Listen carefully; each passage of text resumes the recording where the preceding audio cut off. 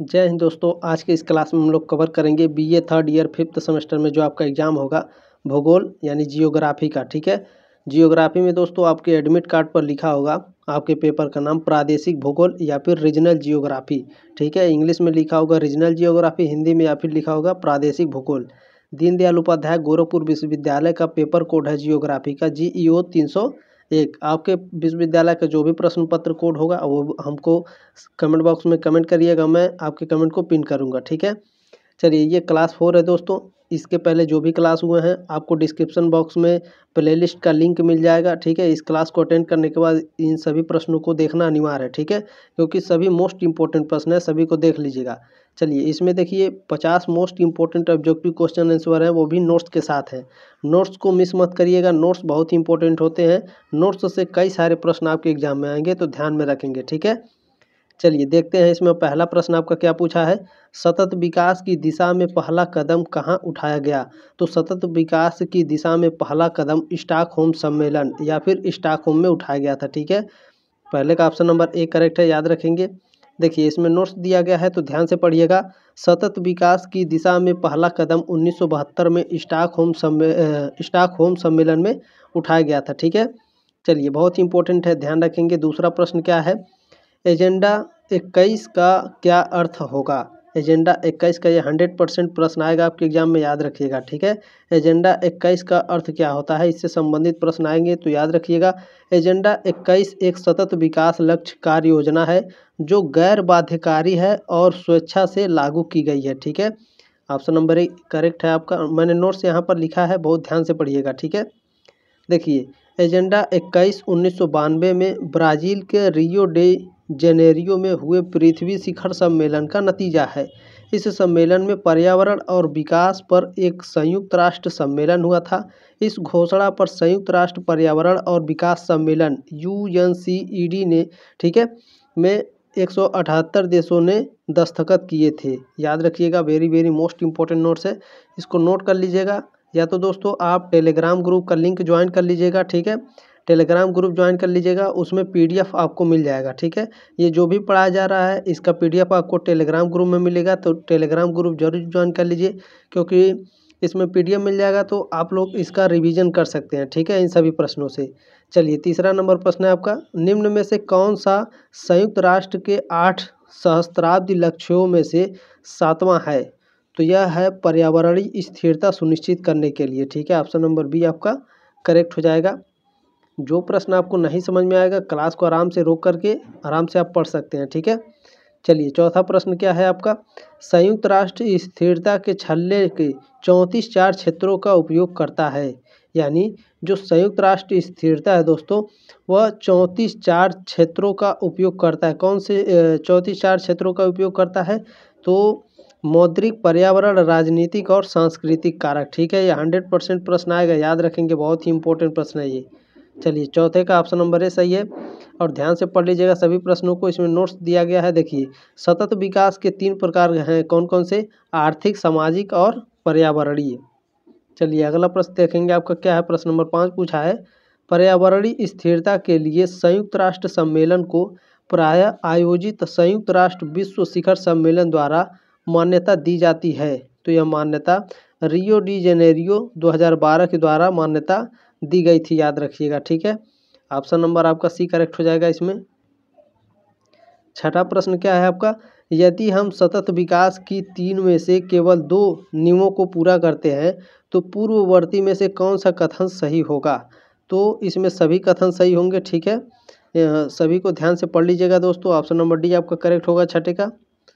7वां number प्रश्न क्या पूछा है, सतत विकास वाक्यांश पहली बार कब दिखाई दिया? सतत विकास वाक्यांश पहली बार आपका 1987 में दिखाई दिया। 7वें का ऑप्शन नंबर ए करेक्ट हो जाएगा आपका। इसमें ध्यान रखेंगे, नोट्स को बहुत ध्यानपूर्वक पढ़िएगा। सतत विकास शब्द का इस्तेमाल पहली बार 1987 में पर्यावरण और विकास पर संयुक्त राष्ट्र विश्व आयोग की ब्रटलैंड रिपोर्ट में किया गया था। ठीक है, याद रखिएगा, मोस्ट इंपॉर्टेंट है। इस रिपोर्ट को हमारा साझा भविष्य भी कहा जाता है। ठीक है, याद रखिएगा, सतत विकास को क्या कहा जाता है? ब्रटलैंड रिपोर्ट में जो दिया गया था इसे हमारा साझा भविष्य भी कहा जाता है। ठीक है, चलिए आगे बढ़ते हैं, अगला प्रश्न आपका देखते हैं। 8 नंबर क्या है, संयुक्त राष्ट्र के अनुसार सामाजिक प्रगति के महत्वपूर्ण मुद्दे निम्नलिखित हैं। तो अनुदेश, सार्वजनिक स्वास्थ्य और जीवन स्तर, ये तीनों हैं। ऑप्शन नंबर डी आपका करेक्ट हो जाएगा। ठीक है। प्रश्न नंबर 9 आपका क्या पूछा है, संयुक्त राष्ट्र यानी यूएन सतत विकास के लिए स्कूली शिक्षा का युग है। तो 2005 से 2014 तक। जल्दी जल्दी देखने का प्रयास करेंगे। प्रश्न नंबर 10 का क्या पूछा आपका, संयुक्त राष्ट्र ने कुल सतत विकास यानी लक्ष्यों SDG, ठीक है, SDG की स्थापना की है। तो यह की है 17। ठीक है, संयुक्त राष्ट्र ने कुल सतत विकास लक्ष्यों की स्थापना की है, 17 लक्ष्यों की स्थापना की है, याद रखेंगे। नोट्स को बहुत ध्यानपूर्वक पढ़िएगा। संयुक्त राष्ट्र ने 17 सतत विकास लक्ष्यों SDG की स्थापना की है। इन लक्ष्यों को 2015 में संयुक्त राष्ट्र महासभा की 70वीं बैठक में स्वीकार किया गया था। ठीक है, इन लक्ष्यों को 2030 तक हासिल करने का लक्ष्य रखा गया है। इस पॉइंट को भी याद रखेंगे। ठीक है, चलिए 11वां नंबर प्रश्न आपका क्या पूछा है, सतत विकास के लिए 2030 एजेंडा SDG स्वीकार करता है, ठीक है, कि सभी सरकारों को नीचे सूचीबद्ध महत्वपूर्ण क्षेत्रों में कार्रवाई को बढ़ावा देना चाहिए। किस में बढ़ावा देना चाहिए, तो यह आपका लोक ग्रह, समृद्ध, शांति और सहयोग का बढ़ावा देना चाहिए। ठीक है, चलिए 12वां नंबर प्रश्न देखेंगे आपका क्या है, कौन सा संसाधन दक्षिण अफ्रीका का सबसे महत्वपूर्ण निर्यात है। तो इसमें आपका सोना है। ठीक है, हालांकि कोयले का निर्यात सबसे ज़्यादा करता है। ठीक है, कोयले का निर्यात सबसे ज़्यादा करता है दक्षिण अफ्रीका, लेकिन आपके ऑप्शन में है नहीं। उसके बाद सोने का सबसे ज़्यादा निर्यात करता है, तो याद रखेंगे। ठीक है, सोना ऑप्शन नंबर डी करेक्ट होगा। मैं नोट्स पढ़ा रहा हूँ, बहुत ध्यानपूर्वक पढ़िएगा। ठीक है, देखिए दक्षिण अफ्रीका का सबसे महत्वपूर्ण निर्यात कोयला है। दक्षिण अफ्रीका दुनिया का तीसरा सबसे बड़ा कोयला निर्यातक है। ठीक है, दक्षिण अफ्रीका के कुछ अन्य प्रमुख निर्यात है, कौन कौन से, प्लेटिनम है, सोना है, लौह अयस्क और हीरे। ठीक है, याद रखेंगे। दक्षिण अफ्रीका में सोने, प्लेटिनम समूह की धातुओं, क्रोम अयस्क और मैग्नीज। ठीक है, मैग्नीज अयस्क का दुनिया का सबसे बड़ा भंडार है। इसके अलावा जिरकोनियम, वैनेडियम और टाइटेनियम का दूसरा सबसे बड़ा भंडार भी यहाँ है। कहाँ पर, दक्षिण अफ्रीका में। ठीक है, इसे भी याद रखिएगा। दक्षिण Africa Chrome, manganese, platinum, vanadium और मर्क्यूलाइट का दुनिया का सबसे बड़ा उत्पादक है। ठीक है, मैग्नीज, प्लेटिनम, वैनेडियम और मर्क्यूलाइट का सबसे बड़ा उत्पादक कौन है, तो दक्षिण अफ्रीका है। ठीक है, यह इल्मेनाइट, पैलेडियम, रूटाइल और जिरकोनियम का दूसरा सबसे बड़ा उत्पादक देश है। ठीक है, बहुत ही इंपॉर्टेंट है, आपके कॉम्पिटिटिव एग्जाम में भी पूछा जाता है, तो याद रखेंगे। ठीक है, प्रश्न नंबर 13 आपका पूछा है, भू निर्माण का वैकल्पिक नाम है। तो भू निर्माण का वैकल्पिक नाम बहाली है। ऑप्शन नंबर डी करेक्ट है। चलिए 14वां नंबर प्रश्न क्या है, लैंडस्केपिंग का दूसरा नाम क्या है। लैंडस्केपिंग का दूसरा नाम बहाली है। ऑप्शन नंबर बी आपका करेक्ट हो जाएगा। अगला प्रश्न देखेंगे, 15 नंबर क्या पूछा है, मरकरी और लेड जहरी तत्व हैं जो के कारण बनते हैं। मरकरी और लेड जहरी तत्व हैं, किसके कारण बनते हैं बताइए। तो ये भूमि संदूषण के कारण बनते हैं। ठीक है, प्रदूषण नहीं है, याद रखिएगा, प्रदूषण नहीं है, संदूषण है। इस पॉइंट को याद रखिएगा, बहुत इंपॉर्टेंट है, संदूषण। ठीक है, इसी के वजह से कितने बच्चों का उत्तर गलत हो जाता है, तो ध्यान में रख के जाइएगा। देखिए 16वां नंबर प्रश्न है, संयुक्त राष्ट्र महासभा द्वारा सतत विकास पर संयुक्त राष्ट्र आयोग CSD किस वर्ष शुरू किया गया था। तो CSD 1992 में शुरू किया गया था। ऑप्शन नंबर डी आपका करेक्ट हो जाएगा। इसमें यह भी याद रखिएगा, आयोग का गठन दिसंबर 1992 में ब्राज़ील के रियो डी जेनेरियो में हुआ था। किस गठन का आयोग भैया, तो यह आपका ये संयुक्त राष्ट्र महासभा का गठन दिसंबर 1992 कहाँ हुआ था, ब्राज़ील के रियो डी जेनेरियो में। चलिए अगला प्रश्न आपका देखते हैं, 17वां नंबर क्या है, IMR का अर्थ है। तो IMR का अर्थ होता है शिशु मृत्यु दर। ठीक है, MIR का फुल फॉर्म होता है शिशु मृत्यु दर, इन्फेंट मॉर्टेलिटी रेट। ठीक है, चलिए आगे बढ़ते हैं। आपका 18वां नंबर प्रश्न क्या है, विकास मानदंड में शामिल है। विकास मानदंड में आय शामिल होता है। ऑप्शन नंबर ए करेक्ट है आपका। 19 नंबर प्रश्न क्या है, BMI का मतलब होता है? BMI का मतलब होता है building mass index. Option number A आपका करेक्ट हो जाएगा। नोट्स को ध्यान से पढ़ लीजिए। देखिए, BMI का मतलब है बॉडी मास इंडेक्स। यह एक माप है जो यह पता लगाता है कि आपका वजन आपकी लंबाई के मुताबिक सही है या नहीं। ठीक है, बहुत इंपॉर्टेंट प्रश्न है, ध्यान में रखेंगे। निम्नलिखित में से कौन सा सार्वजनिक सुविधा नहीं है, बताइए।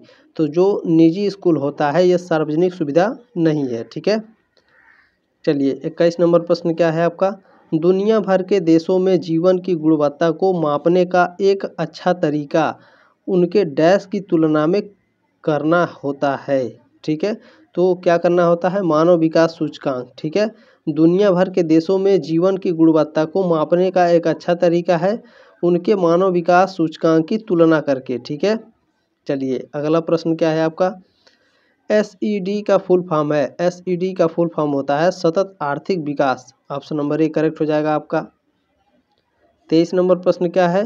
वर्तमान और भविष्य के उपयोग के लिए प्राकृतिक संसाधनों को बनाए रखना और आर्थिक विकास करना क्या कहलाता है? तो यह सतत पोषणीय विकास कहलाता है। 23 का ऑप्शन नंबर ए करेक्ट हो जाएगा। ठीक है, चलिए 24 नंबर प्रश्न क्या है? कम कीमत पर भोजन उपलब्ध करके गरीब लोगों के पोषण स्तर को बनाए रखने में मदद करता है। तो यह PDS सार्वजनिक वितरण प्रणाली मदद करता है। ऑप्शन नंबर बी आपका करेक्ट हो जाएगा। 25 नंबर प्रश्न क्या है?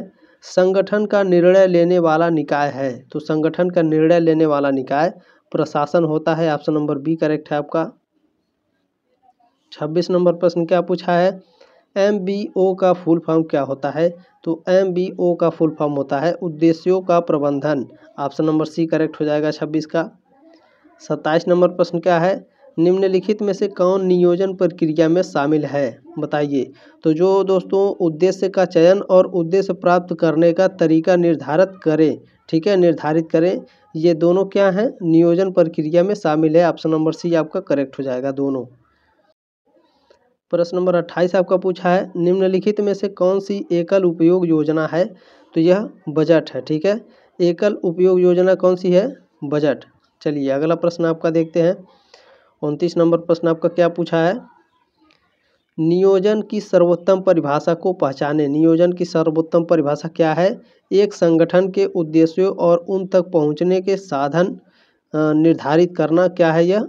नियोजन की परिभाषा का सर्वोत्तम नियोजन की सर्वोत्तम परिभाषा है। ठीक है, एक संगठन के उद्देश्यों और उन तक पहुंचने के साधन निर्धारित करना। बहुत ही इंपॉर्टेंट प्रश्न है, ये पूछेगा, याद रखेंगे। 30 नंबर प्रश्न क्या है? शीर्ष प्रबंध काम करता है, बताइए। शीर्ष प्रबंध काम करता है राजनीतिक योजना पर, कारपोरेट योजना पर या फिर बजट योजना पर? तो यह रणनीति योजना पर काम करता है। ठीक है, शीर्ष प्रबंधन किस पर काम करता है? रणनीतिक योजना पर। चलिए अगला प्रश्न आपका देखते हैं। 31 नंबर क्या पूछा है इसमें? देखिए प्रश्न नंबर 31 पूछा है आपका, एक रणनीतिक योजना को क्या कहा जाता है? एक रणनीतिक योजना को दीर्घकालिक योजना कहा जाता है। 31 का ऑप्शन नंबर ए आपका करेक्ट हो जाएगा। प्रश्न नंबर 32 देखेंगे, आपका क्या पूछा है? MBO किसके द्वारा विकसित किया गया? तो MBO पीटर F ड्रकर के द्वारा विकसित किया गया। अगला प्रश्न देखेंगे 33 नंबर क्या है? MBO की प्रक्रिया से शुरू होती है। MBO की प्रक्रिया से दायित्व की स्थापना शुरू होती है। ऑप्शन नंबर ए आपका करेक्ट हो जाएगा। 34 नंबर प्रश्न क्या पूछा है? नियोजन किसकी प्रक्रिया है? तो नियोजन आपका सोच की प्रक्रिया होती है। ठीक है, नियोजन किसकी प्रक्रिया है? सोच की। अगला प्रश्न क्या है? 35 नंबर, योजना क्या है? तो योजना व्यापक, फ्यूचरिस्टिक और जारी, ये तीनों है। ठीक है, ऑप्शन नंबर डी आपका करेक्ट हो जाएगा। अगला प्रश्न देखेंगे क्या है? 36 नंबर प्रश्न है, परिचालन योजना में की जाती है। तो परिचालन योजना में की जाती है तो निचले स्तर में की जाती है। ठीक है, परिचालन योजना निचले स्तर में की जाती है, याद रखेंगे। अगला प्रश्न क्या है? योजना क्या है? देखिए यहाँ दोबारा पूछा है। तो योजना क्या होता है? तो दोनों आगे और पीछे देख रहे हैं। ठीक है, यह योजना होता है। योजना में यह इसकी परिभाषा भी होता है, याद रखेंगे। ठीक है, चलिए ऐसे ही आपके एग्जाम में प्रश्न पूछा जाएगा। 38 नंबर प्रश्न है, पंचायत की सदस्यता के लिए न्यूनतम आयु क्या है? तो पंचायत की सदस्यता के लिए न्यूनतम आयु 21 वर्ष होती है। 38 का बी ऑप्शन करेक्ट हो जाएगा आपका। 39 नंबर प्रश्न क्या है? निम्नलिखित में से कौन सी प्रणाली प्रत्यक्ष चुनाव के आधार पर स्थापित की गई है? तो ग्राम पंचायत, ठीक है। प्रत्यक्ष प्रणाली पर कौन सा चुनाव आयोजित होता है? ग्राम पंचायत। अगला प्रश्न देखेंगे आपका क्या है? 40 नंबर, निम्नलिखित में से कौन सा अनुच्छेद पंचायती राज से संबंधित है? तो अनुच्छेद 243 पंचायती राज से संबंधित है। ये भी याद रखिएगा। भारतीय संविधान का भाग 9 अनुच्छेद 243 से 243 ओ पंचायत ग्रामीण क्षेत्र के लिए पंचायती राज व्यवस्था से संबंधित है, ठीक है। चलिए 41 नंबर प्रश्न क्या है? बलवंत राय मेहता समिति किसके द्वारा नियुक्त की गई थी? तो यह भारत सरकार के द्वारा नियुक्त की गई थी। 41 का ऑप्शन नंबर ए करेक्ट हो जाएगा आपका। नोट्स को भी ध्यान से पढ़िएगा। बलवंत राय मेहता समिति की नियुक्ति 16 जनवरी 1957 को भारत सरकार ने की थी। ये आपका पूछता है आपके एग्जाम में, बलवंत राय मेहता समिति की स्थापना कब हुई थी? 16 जनवरी 1957। चलिए 42 नंबर प्रश्न है, क्षेत्रीय भूगोल के पिता के रूप में माना जाता है? तो क्षेत्रीय भूगोल के पिता के रूप में कार्ल रिटर को माना जाता है। ऑप्शन नंबर ए आपका करेक्ट है इसमें। 43 नंबर प्रश्न क्या है? पंचायती राज क्या है? तो पंचायती राज त्रिस्तरीय प्रणाली होता है। 43 का ऑप्शन नंबर बी करेक्ट हो जाएगा। नोट्स को भी ध्यान से पढ़ लीजिएगा। पंचायती राज व्यवस्था में 3 स्तर होते हैं, ग्राम पंचायत, पंचायत समिति और जिला परिषद। चलिए अगला प्रश्न देखेंगे आपका 44 नंबर क्या है? जिला स्तरीय पंचायतों को किस नाम से जाना जाता है? तो जिला परिषद के नाम से जाना जाता है। 44 का ऑप्शन नंबर सी आपका करेक्ट हो जाएगा। प्रश्न नंबर 45 आपका पूछा है दोस्तों, कौन सा संवैधानिक संशोधन स्थानीय सरकार को मान्यता और संरक्षण प्रदान करता है? तो यह 73वां और 74वां संविधान संशोधन, ठीक है, स्थानीय सरकार को मान्यता और संरक्षण प्रदान करता है, ठीक है। ये भी नोट्स को भी ध्यान में रखिएगा। संविधान के 73वें और 74वें संशोधन अधिनियम 1992 में देश में सत्ता के विकेंद्रीकरण से जुड़े प्रावधान है, ठीक है। 73वां संशोधन ग्रामीण स्वायत्तता से जुड़ा है, जबकि 74वां संशोधन शहरी प्रशासन से जुड़ा है। सभी नोट्स को ध्यान से याद रखेंगे, ठीक है। आपके कॉम्पिटिटिव एग्जाम में भी पूछा जाएगा। त्रिपुरा राज्य योजना बोर्ड की स्थापना कब की गई थी? त्रिपुरा राज्य बोर्ड की स्थापना कब की गई थी? तो यह 21 जनवरी 1972 में की गई थी। 46 का ऑप्शन नंबर ए आपका करेक्ट है। 47 नंबर प्रश्न क्या पूछा है? निम्नलिखित में से कौन त्रिपुरा राज्य योजना बोर्ड के पहले अध्यक्ष थे? तो यह श्री निरपेन चक्रवर्ती थे। ऑप्शन नंबर सी आपका करेक्ट हो जाएगा। अगला प्रश्न क्या है आपका 48 नंबर, भारतीय योजना के जनक कौन है? तो भारतीय योजना के जनक एम विश्वेश्वरैया हैं, ठीक है। 48 का ऑप्शन नंबर सी आपका करेक्ट है। 49 नंबर प्रश्न क्या है? भविष्य के लिए धारण बनाना कहलाता है? तो भविष्य के लिए धारण बनाना नियोजन परिसर की स्थापना करना कहलाता है, ठीक है। 49 का ऑप्शन नंबर सी आपका करेक्ट हो जाएगा। 50 नंबर प्रश्न क्या है? कार्यात्मक क्षेत्र है? तो महानगर क्षेत्र जो होता है कार्यात्मक क्षेत्र है, बाकी ये तीनों देश हैं, ठीक है, कनाडा, अफ्रीका और यूरोप। चलिए 51 नंबर प्रश्न क्या है आपका? औपचारिक क्षेत्र है? तो औपचारिक क्षेत्र क्या है? तो पश्चिम बंगाल औपचारिक क्षेत्र है। अगला प्रश्न देखेंगे आपका 52 नंबर क्या पूछा है? क्षेत्रीय विकास के लिए जिम्मेदार कारक है? तो क्षेत्रीय विकास के लिए जिम्मेदार कारक धक्का और खींचना होता है। ऑप्शन नंबर डी करेक्ट है आपका 52 का। अगला प्रश्न आपका देखेंगे 53 नंबर क्या पूछा है? ये लास्ट प्रश्न है, ठीक है। हालांकि 50 प्रश्न बोले थे, लेकिन इसमें 53 प्रश्न है, ठीक है। असंतुलित विकास के लिए जिम्मेदार कारक है? तो असंतुलित विकास के लिए जिम्मेदार कारक जो होता है वह प्रवासन होता है, ठीक है। ऑप्शन नंबर सी आपका करेक्ट हो जाएगा। जानकारी अच्छी लगी होगी तो दोस्तों इस क्लास को शेयर कर दीजिएगा। मिलते हैं नेक्स्ट क्लास में, तब तक के लिए जय हिंद, वंदे मातरम।